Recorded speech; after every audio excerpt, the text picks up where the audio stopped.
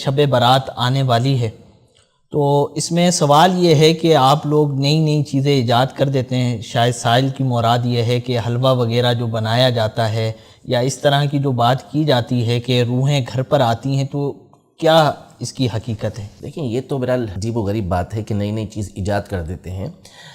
نئی بات وہ کہ جو شریعت مطہرہ کے خلاف ہو اس کو ایجاد کرنا تو ظاہر ہے یہ درست نہیں ہے. اور یہ تو اس کے بارے میں فرمایا کہ یہ بدعت ایسی ہے کہ جو جہنم کے اندر ہے، اور ایسا نیا کام کہ جو شریعت مطہرہ کے اصول کے موافق ہے. اس کی صحیح مسلم شریف کے اندر کی حدیث مبارکہ ہے جس میں نبی پاک صلی اللہ علیہ وسلم نے اجازت عطا فرمائی ہے کہ اسلام کے اندر نیا کام ایجاد کرنا بالکل درست ہے، لیکن ظاہر ہے کہ وہ شریعت مطہرہ کے عین موافق ہونا چاہیے.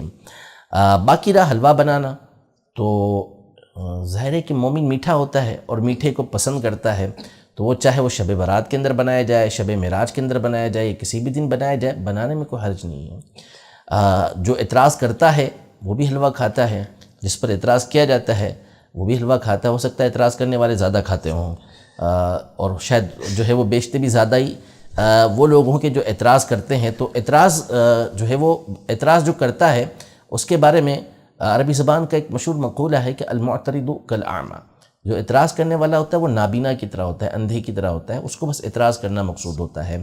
تو نبی پاک صلی اللہ تعالیٰ علیہ وسلم میٹھی چیز کو پسند کرتے تھے اور فرماتے تھے کہ مومن میٹھا ہوتا ہے اور میٹھے کو پسند کرتا ہے. تو میٹھا کبھی بھی بنایا جائے، کسی بھی دن آپ بنائیں، اچھی نیت کے ساتھ بنائیں گے، ثواب بھی ملے گا اس پہ اور کھانا بھی اس کا درست ہوگا. اب رہا شب برات کو بنانا، تو شب برات بھی ایک دن ہے، ایک رات ہے، اس میں آپ بناتے ہیں تو اس میں بھی کوئی حرج نہیں ہے. 15ویں شعبان کے دن میں بناتے ہیں تو اس میں بھی کوئی حرج نہیں ہے. ہاں، کوئی ناجائز کام اس میں آپ کر رہے ہیں، حرام مال کمایا ہوا ہے جس سے اس سے آپ بنا رہے ہیں، یا اس کے اندر کوئی حرام چیز استعمال کر رہے ہیں، تو وہ ایک الگ بات ہے. لیکن کوئی بھی ایسا نہیں کرتا. حلال طیب مال سے حلال طیب چیزیں بنائی جاتی ہیں، اور حلال طیب چیز کھانے کا قرآن مجید فرقان حمید کے اندر حکم موجود ہے. باقی یہ رہا کہ پہلوں نے نہیں کیا اب آپ کرتے ہیں، تو بہت ساری چیزیں ہیں. شادی میں مختلف قسم کے کھانے بنائے جاتے ہیں، پہلوں نے کبھی ایسے نہیں بنائے. سنت کی نیت سے شادی کرے، نکاح کرے اور اس کے اندر وہ بہترین کھانے بنائے، نہ صحابہ سے ثابت، شادی حال میں جس طرح ہمارے یہاں کچھ بھی نہیں، ایسا کچھ بھی نہیں ہوتا تھا پچھلے زمانے کے اندر. لیکن اب بڑے بڑے لوگ جو اعتراض کرنے والے ہیں وہ بھی اسی طریقے کے معاملات کر رہے ہوتے ہیں، تو پھر وہ بھی بند کر دینا چاہیے. حالانکہ کوئی بھی اسے بند نہیں کرتا. تو اس سے دین کے اندر کسی طرح کا کوئی خلل نہیں ہے، یہ دین کے کسی بھی طرح خلاف نہیں ہے. تو لہذا اس طرح کا عمل کرنے میں کوئی حرج نہیں ہے. عام طور پہ قرآن پڑھا جاتا ہے، قرآنی آیات صورتیں پڑھی جاتی ہیں، فاتحہ پڑھا جاتا ہے، اور یہ بھی نبی پاک صلی اللہ تعالیٰ علیہ وسلم سے ثابت ہے کہ کھانا سامنے موجود تھا.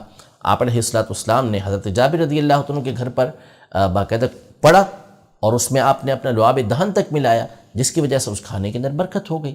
تو نبی پاک صلی اللہ علیہ وسلم کا پڑھنا کیا تھا؟ ظاہر ہے کہ اللہ پاک کا نام ہی لیا ہوگا، قرآن کی آیتیں ہی پڑھی ہوں گی، یہ فاتحہ پڑھنے کا ثبوت موجود ہے. تو لہذا اگر 15ویں تاریخ کو، شعبان کی 15ویں شب کو یا 15ویں دن اگر کوئی حلوہ بناتا ہے، اس پر فاتحہ پڑھتا ہے، تو قرآن و سنت کی روح سے یہ بالکل جائز ہے، اس کا تقسیم کرنا بھی بالکل ٹھیک ہے.